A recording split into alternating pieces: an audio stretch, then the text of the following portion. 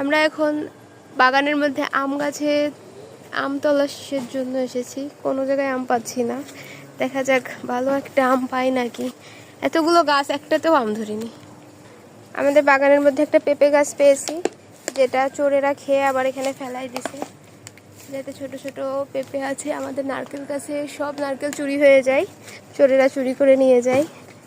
এটা আমাদের বাগান, যেখানে অনেক কচু গাছ আছে, পিঁপড়েও আছে। আমরা ধীরে ধীরে এগিয়ে যাচ্ছি আম গাছের দিকে। এখানে একটা গাছে আম আছে, কোনো গাছই তো নাই আছে।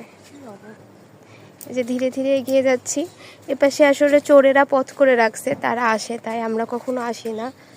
আজকেই প্রথম আসলাম এই যে এই গাছটায়।